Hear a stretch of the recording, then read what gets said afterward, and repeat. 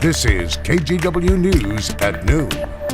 As thousands of people in the Northwest hit the road for Labor Day weekend, a warning. Health experts say whatever you're doing, whether it's camping or beachcombing, celebrate safely as COVID cases surge.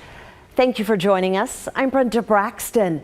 Today we heard from the Oregon Health Authority and Governor Brown, and they're both on the same page. They want all of us to take precautions as the Delta variant spreads fast. It's the same situation in Washington's Clark County. Health leaders there held a press conference this morning, urging people not to let their guard down this Labor Day. Clark County is averaging about 225 COVID cases a day. That's 10 times more infections than 2 months ago. They say COVID is spreading fastest among young people and hospitals are overwhelmed. Dr. Alan Melnick blames Delta and low vaccination rates. Here's his advice if you'll be getting together with friends or extended family. You know, compared to indoors, outdoors is better. But when you're in close contact, we've seen it across the country where there's not physical distancing, especially with the Delta variant, which is predominant not only in Washington, but elsewhere. It's so transmissible that, yeah, I've got real big concerns. Dr. Melnick says just under 60% of eligible people in Clark County are vaccinated. Salem Health is also canceling surgeries because there aren't enough hospital beds.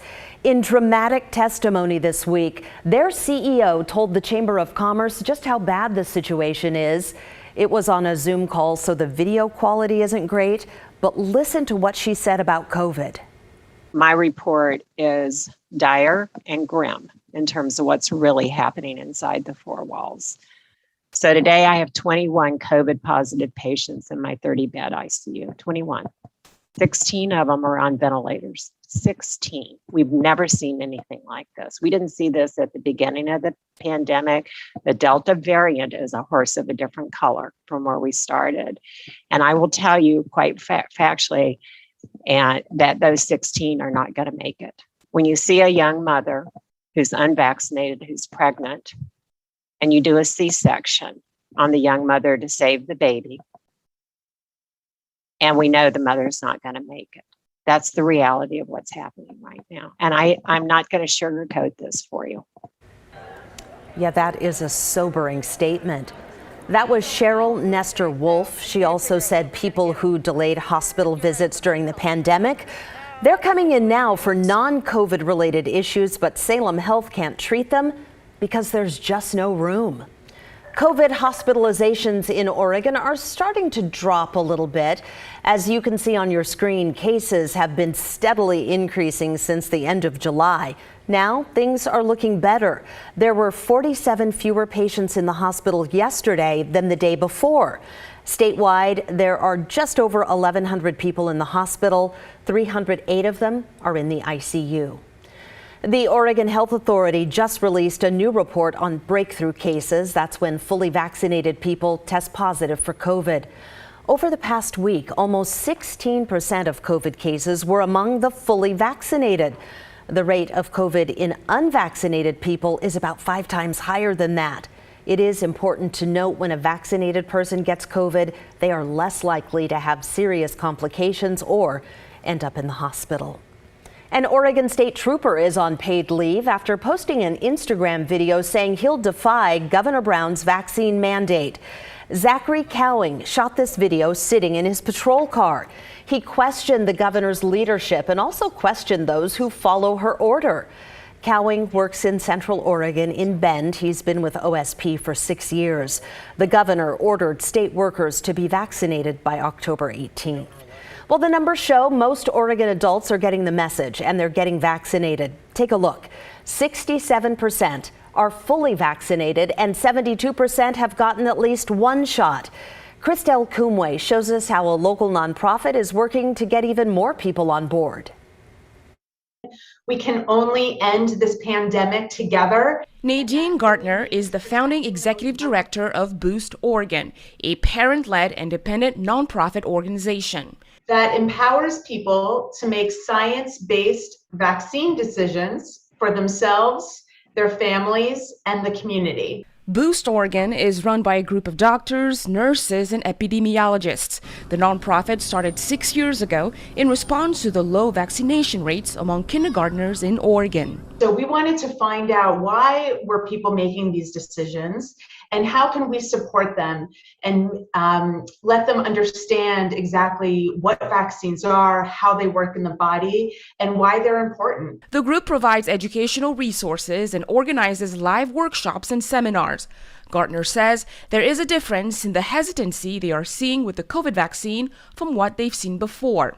But the underlying similarity is fear. It's either fear of side effects, fear of losing one's community, fear of turning one's back on their political party if they think that taking the vaccine is somehow a betrayal of their political values. So how do you talk to someone who's on the fence about getting the COVID vaccine? You can't just, address that fear by giving them a bunch of facts about the effectiveness of the vaccine. Instead, reach people with emotion.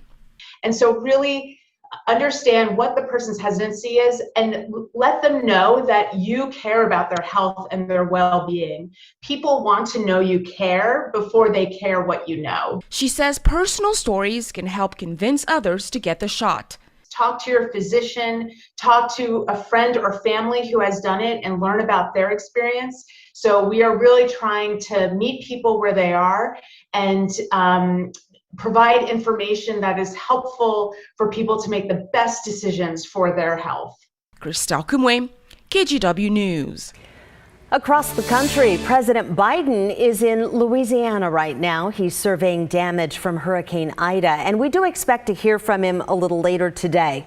As people wait for the power to come back on, lines for everyday needs like gas and groceries are growing. The utility company says it could be a week before power is restored to most of New Orleans. Ida dumped record amounts of rain. Now, at least 46 people have died in the flooding from Maryland to New York. In Connecticut, for example, high water swamped a state trooper's patrol car. He didn't survive. And in New York, a 2-year-old boy died.